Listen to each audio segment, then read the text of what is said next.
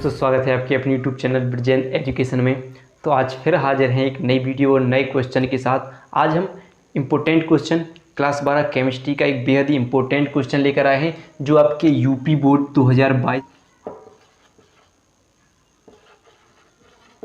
2022 के लिए इम्पोर्टेंट होने वाला है। आज देखेंगे हम हेनरी का नियम।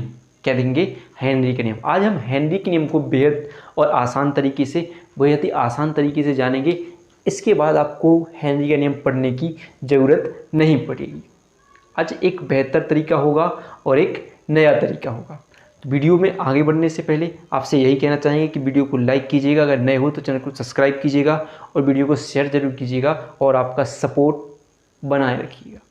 तो आइए जानते हैं हेनरी का नियम होता क्या है, या हेनरी का नियम का थोड़ा बेसिक समझने की, यानी किस लिए हमें हेनरी के नियम की आवश्यकता पड़ती है। तो चलिए देखते हैं। अब बात की जाए, हमने एक लिया पात्र, इसमें घुला क्या? जल। क्या घुला? जल, यानी H2O। जल यानी H2O। अब बात हुई कि हमें इसमें एक गैस घोलनी है। गैस कौन सी? CO2 गैस घोलनी है। मान ला हमने इसमें एक गैस घोली, इसके अंदर गैस क्या करी? डाली। अब जैसे ही हम इसके अंदर गैस डालते हैं तो ये गैस क्या होती है? बुलबुले के रूप में बाहर निकलने लगती है। क्या हुई? इसमें घुली तो नहीं, यानी घुलने के लिए हमने इसमें गैस डाली और ये क्या हुई? घुली नहीं, एक बुलबुले के रूप में क्या हुई? बाहर निकलने लगी। क्यों निकलने लगी? क्योंकि ये खुला पात्र है और उसमें हमने जल भरा था और उसमें CO2 डाली। इसमें कोई इसे कोई ढककर यानी इसे रोक कर रखने वाली कोई पात्र नहीं है, कोई चीज़ लगाई नहीं गई है। सीधी कैसी? उसमें नहीं रुकी और बुलबुले के रूप में क्या हुई? बाहर निकल लगी। जैसे आप जानते हो कि आपने कोका कोला की बोतल देखी होगी, सबने देखी होगी। जब हम क्या करते हैं कि जब उसका ढक्कन खोलते हैं, देखा होगा आपने कि जैसे ही ढक्कन खोलते हैं तो एकदम से उसमें से वो बाहर आता है। ठीक है, उसमें से जो पेप्सी के अंदर जो भरा होता है वो एकदम से बाहर निकलता है। तो उसमें जो क्या होती है? वह गैस भरी होती है। कौन सी? कार्बन डाइऑक्साइड गैस होती है। और उसे रोक के रखने के लिए एक दाब की आवश्यकता होती है। उसे जो ढक्कन होता है वो दाब लगाकर उसे रोक कर ज़बरदस्ती रखता है। तो इसमें भी वही कि अगर हमें इसमें CO2 को रोकना है तो एक दाब की आवश्यकता होगी। किसकी? दाब की आवश्यकता होगी। नहीं तो अगर दाब नहीं लगाएंगे तो ये बुलबुले के रूप में कैसी होगी? बाहर निकल जाएगी। तो CO2 को यानी गैस को घोलने के लिए हमें एक दाब की आवश्यकता होती है। यानी कैसे जानेंगे? एक और देखते हैं। मान लीजिए जैसे हमने लिया एक पात्र, एक और हमने बाटल ली। अब इसमें क्या भर दिया हमने? जल भरा है। जल भरा यानी H2O भरा है। और फिर एक नली लगाई हमने इसमें। क्या? नली लगाई। और इसे एक ढक्कन की सहायता से, कैसे? ढक्कन से बिल्कुल पूरी तरह बंद कर दिया। ऐसे ही कि बिल्कुल कस के कि इसमें से गैस यानी जो ये बिल्कुल गैस में से बाहर अगर हम डालें तो बाहर ना निकले। और फिर इस नली की सहायता से हमने क्या डाली? इसमें CO2 गैस को डाला। CO2 गैस को डाला और हमने इस पर ढक्कन से क्या? दाब लगाते गए। जितना दाब लगाएंगे उतना गैस में जिसमें जो घुला द्रव है वो क्या होगा? उसमें द्रव में क्या हुआ? गैस घुलती जाएगी। यानी जितना दाब लगाएंगे उतनी गैस घुलती जाएगी। ठीक है। अब एक काम, ठीक है, तो इसी दाब के लिए या इसमें जो गैस घुलने के लिए जिस नियम की आवश्यकता पड़ती है वही कहता है हमें, क्या कहलाता है? वही हेनरी का नियम कहलाता है। यानी जो पदार्थ का द्रव्यमान होता है वो क्या? दाब के समानुपाती होता है। यानी जितना पदार्थ का द्रव्यमान होगा, यानी जितना दाब लगाएंगे उतना द्रव्यमान उसका बढ़ता जाएगा और गैस उसमें घुल जाएगी इस तरीके से। अब फिर देखिए, बस वही बात हो गई कि द्रव में गैस को घुलने के लिए जिस नियम की आवश्यकता होती है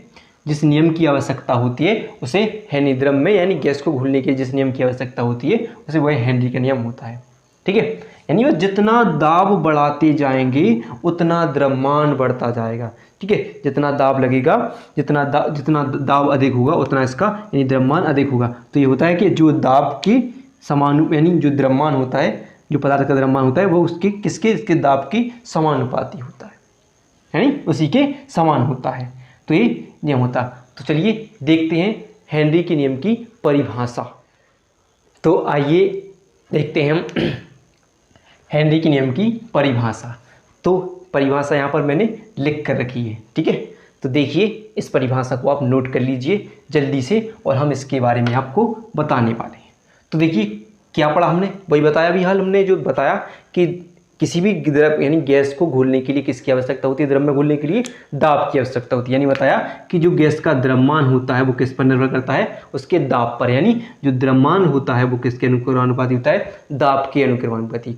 जब भी किसी गैस को घोलेंगे तो उसमें दाब की आवश्यकता होती है, क्योंकि वो कोका की जो कोका कोला बताया वो गैस निकलती है, वो भरी होती है CO2, और वो किसके कारण उसमें घुली होती है, उसके जो पेप्सी भरी होती है उसके अंदर वो किस में घुली, उनसे कौन सी गैस होती है, यानी कार्बन डाइऑक्साइड गैस, जो कोई सी भी गैस होती है, लेकिन वो घुली किस कारण होती है, हेनरी के नियम के कारण, क्योंकि उस पर एक दाब लगा होता है। तो वही दाब के बारे में बताएंगे। देखो जैसे अब देखिए क्या पढ़ा हम, परिभाषा देख लीजिए। परिभाषा, स्थिर ताप पर किसी द्रव में घुले हुए द्रव्यमान यानी m, क्या हो गया, द्रव्यमान यानी m, उस पर आरोपित दाब यानी P, दाब क्या हो गया P के समानुपाती होता है। यानी क्या होता है, समानुपाती होता है। यानी जो दाब होता है यानी द्रव्यमान होता है उस पर आरोपित दाब के क्या होता है, समानुपाती होता है। इसे हेनरी का नियम कहते हैं। और अगर चिन्ह हम खोलेंगे कि m अनुक्रमानुपाती समानुपाती हटाएंगे तो k एक स्थिरांक आ जाएगा, और क्या लिखेंगे, Kp लिखेंगे, ऐसे लिखेंगे Kp।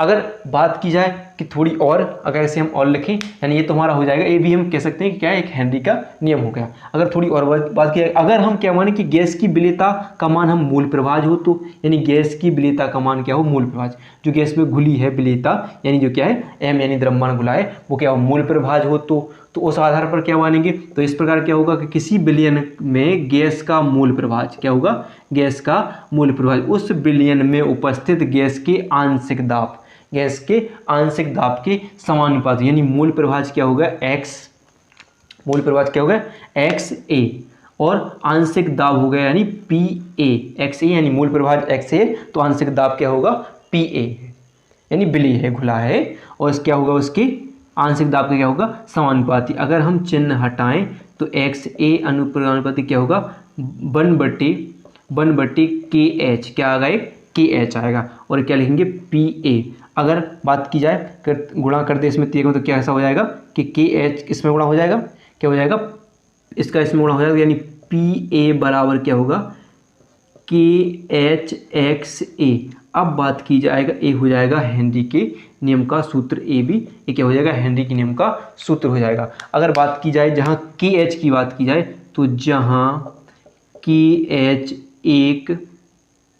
क्या है, हेनरी स्थिरांक है, क्या है, हेनरी स्थिरांक है, क्या एक हेनरी स्थिरांक, KH क्या है, एक हेनरी स्थिरांक है। तो अगर बात की जाए वैसे भी स्थिर ताप पर किसी द्रव में घुले हुए गैस का द्रव्यमान उस पर आरोपित दाब के क्या होता है, समानुपाती, तो ये भी क्या है कि एक स्थिरांक ही है, और ये भी क्या हो जाएगा सूत्र, ये परिभाषा हमारी हो जाएगी, यानी m अनुक्रमानुपाती P, और जब चिन्ह हटाएंगे तो क्या आ जाएगा K, और ये हो जाएगा दाब। तो यहाँ भी K भी क्या है, हेनरी स्थिरांक है, यानी नियतांक है। और अगर फिर बात करें अगर उस गैस जो विलय है यानी जो द्रव्यमान है, अगर उसे मूल प्रभाज कह दे तो क्या होगा, तो इस विलयन में जो उसका मूल प्रभाज होगा उस विलयन में उपस्थित आंशिक दाब के क्या होगा, समानुपाती होगा। और हमारा ये सूत्र निकलकर हेनरी का नियम का सूत्र लिखकर आ जाएगा, या ये लिख लीजिए या ये लिख लीजिए, और ये क्या होगा, जहाँ के एक हेनरी नियतांक होगा, ठीक है। तो ये भी परिभाषा ए याद कर लीजिए, कोई सी भी ए वाली याद कर लीजिए। अब आगे देखते हैं हेनरी के नियम की कुछ सीमाएं और अनुप्रयोग। तो आइए देखते हैं हम हेनरी के नियम की सीमाएं। तो यहाँ पर मैंने कुछ हेनरी के नियम की सीमाएं लिख कर रखी हैं, इन्हें आप कॉपी में नोट कर लीजिएगा। और हमने जो सूत्र पढ़ा यानी हेनरी का नियम, आप इस सूत्र को जरूर याद रखें, KH और क्या है XA, कई न्यूमेरिकल बनते हैं, तो इसे आप रखिए। और हेनरी के नियम अलग अलग द्रव्यमान के लिए अलग अलग होते हैं, यानी अलग अलग मान होते हैं हर एक पदार्थ के लिए, ठीक है। तो देखिए जैसे देख सकते हैं, पहला है हमारा कि यह तनु विलयनों पर लागू होता है। किस पर, तनु विलयन, यानी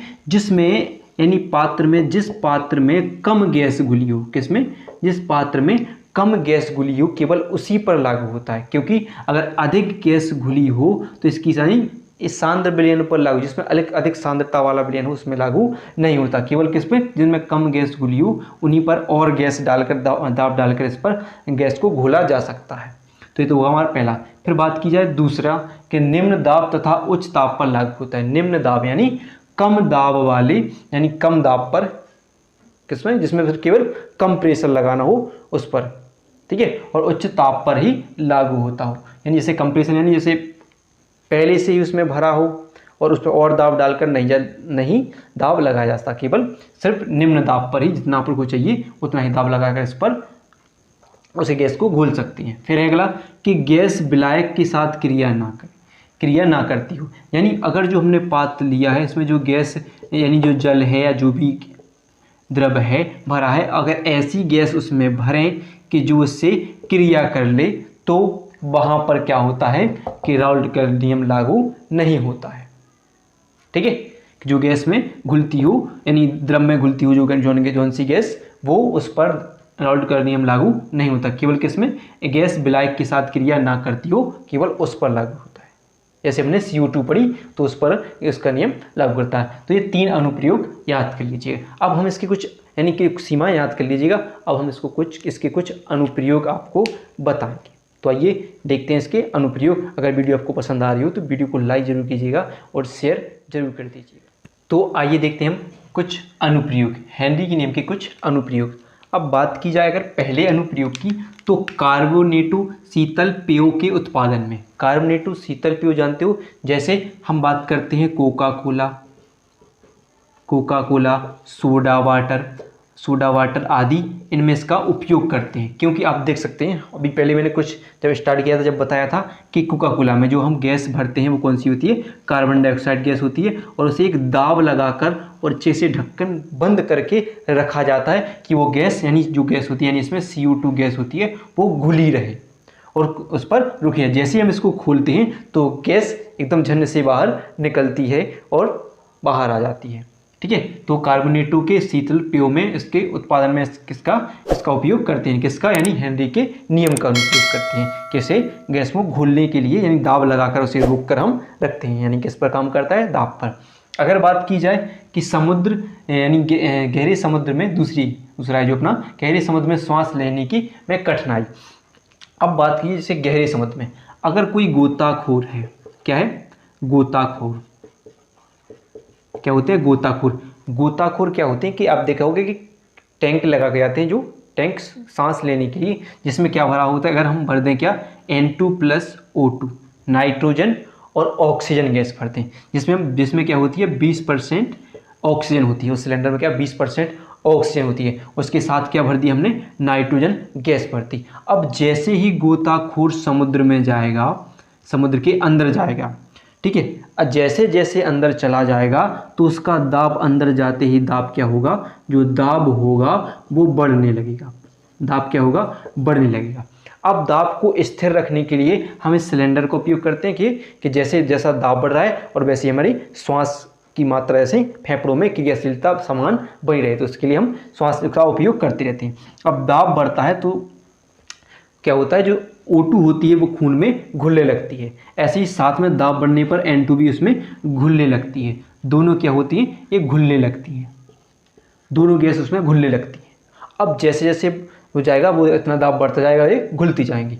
अब अगर वो गोताखोर ऊपर आया, कहाँ आया, ऊपर आया, अब वो गोताखोर ऊपर आया तो जो नाइट्रोजन गैस होती है ये खून को यानी छोड़ने लगती है, बाहर निकलने लगती है, यानी बुलबुले के रूप में यानी बाहर निकलने लगती है। तो ये क्या होती है कि जो नलिकाएं होती हैं रुधिर नलिकाओं में फंसने लगती है, जब बुलबुले बन के दी तो ये फंसने लगती है, जिससे रुधिर बहाव रुक जाता है और ऑक्सीजन भी सही से उसमें घुल नहीं पाती है और नलिकाओं में पहुंच नहीं पाती है। तो इस स्थिति में अगर ऐसा होता है तो उसे बहुत पीड़ा होती है जो गोताखोर होता है और उसकी मृत्यु भी हो सकती है। अगर फिर बात की जाए कि अगर ऐसी कौन सी गैस लें कि जो उसे में पूर्ण रूप से घुल जाए और बाहर उसे कोई कठिनाई ना हो, तो अगर इसकी जगह हम यानी N2 की जगह अगर हम क्या ले लें, हीलियम He, और किसका उपयोग करें, O2 की, तो ये हीलियम एक हल्की गैस होती है और घुलनशील गैस होती है। ये रुधिर में यानी ऑक्सीजन के साथ आराम से रुधिर में घुल जाएगी और कोई भी कठिनाई नहीं होगी, इसलिए उसका उपयोग कर लेती है। फिर बात की जाए, अगला अनुप्रयोग हमारा फेफड़ों की क्रियाशीलता। फेफड़ों की क्रियाशीलता जानते हो, यानी श्वास लेना और छोड़ना। जब हम श्वास लेते हैं यानी श्वास लेते हैं तो उसमें O2 ऑक्सीजन की अधिक मात्रा हमारे शरीर के अंदर जाती है, यानी दबाव से अधिक मात्रा जाती है, जो किससे, हीमो यानी रुधिर कणिकाओं द्वारा, जैसे जो फेफड़ों में उपस्थित नलियाँ होती हैं उनके द्वारा, यानी हीमोग्लोबिन होता है पाया जाता है, जो उनके द्वारा ऑक्सीजन को सोख लिया जाता है और छोड़ते हैं, रिलीज करते हैं, तो और अन्य गैसें उसके साथ बाहर निकाल दी जाती हैं, तो इसका अनुप्रयोग हो जाएगा।